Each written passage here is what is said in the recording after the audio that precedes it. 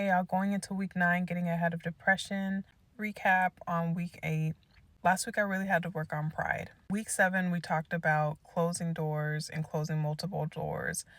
I've worked so hard to get myself where I'm at mentally and emotionally in the healing process. And with that, I have noticed that I had to put a boundary up against myself.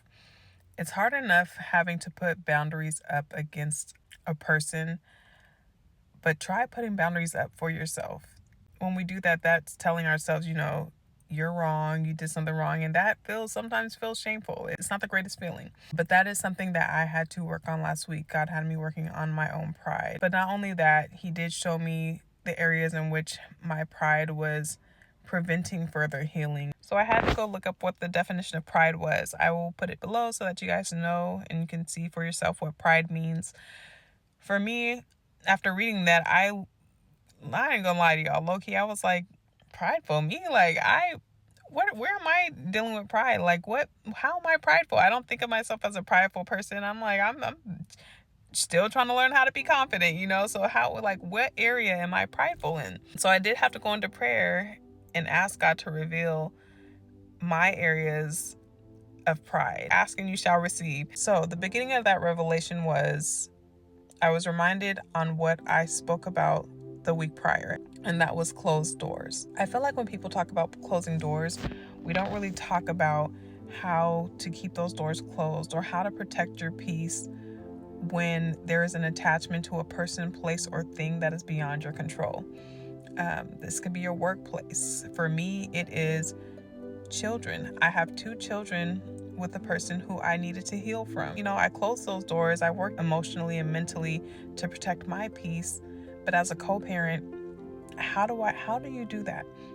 And that is the area where God started to show me where my pride still lingered and why I could not fully walk into healing and why I could not fully, unharden my heart, because I needed to get myself out of the way so that my healing can come full circle. Most times when you are the person who does the leaving after someone's emotional or mental or even physical misuse, and it wasn't physical for me, but after someone's misuse towards you, you learn after you leave, and when you go into your healing process and you go into counseling and you start to unpack things, you learn to establish boundaries, how to protect your peace. And for me, I had done so much work mentally and emotionally with moving forward, but there was an area that was still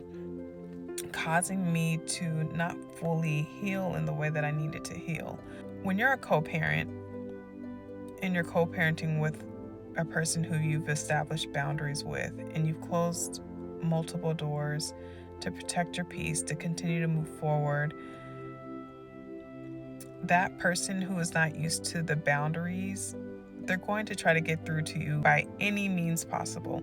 Because think about it, depending on how long you've been in a relationship with someone, you've enabled their behavior so much so that you didn't have boundaries for them. You didn't have boundaries for yourself. So when I did establish a boundary and put a boundary up, I put that fence up that said no more, that person tried even harder to get through that fence. Under the fence, over the fence, dig a hole, drill a hole, put a fire to the fence, everything. But I stood firm in my boundary. When you put a boundary up for somebody else, it's hard. It's hard to do. But imagine having to put a boundary up for yourself.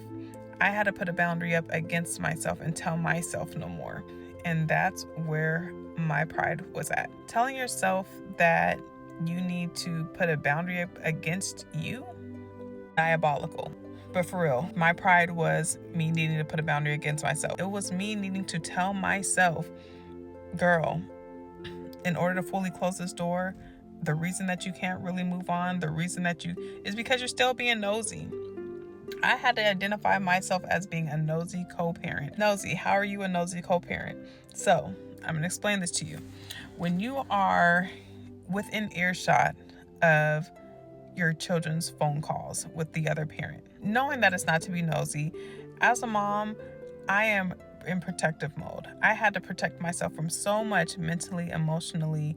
And even though I see similar patterns of that person doing what he did to me, doing that to one of the children, you go into even more of a protective mode.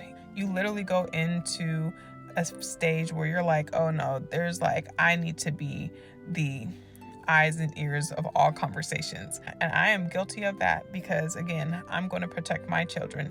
And when you are the parent who has done the leaving, that person is going to try to get to you and trigger you any way that they can.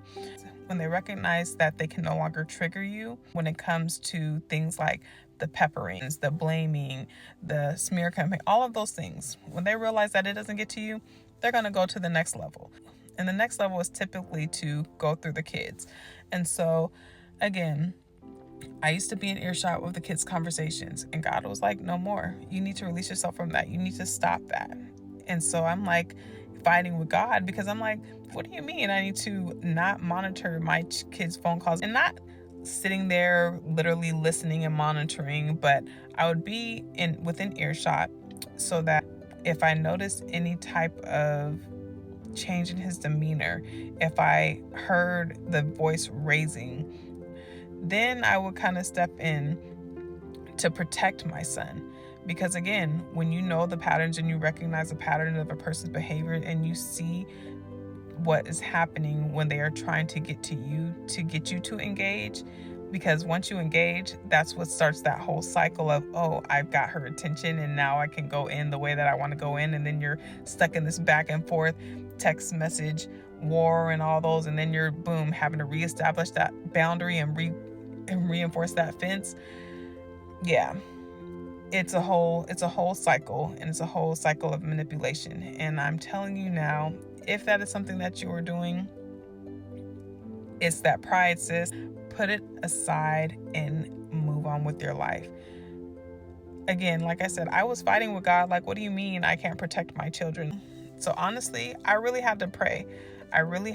Because I do want this healing. I do want my healing to be full circle. I don't want all of this work that I've done to be in vain. And so really going into prayer, God told me I had to step away. But in him telling me that I had to step away, he also revealed ways in which I could support my children mentally and emotionally in ways that I didn't think of myself. First things first, counseling.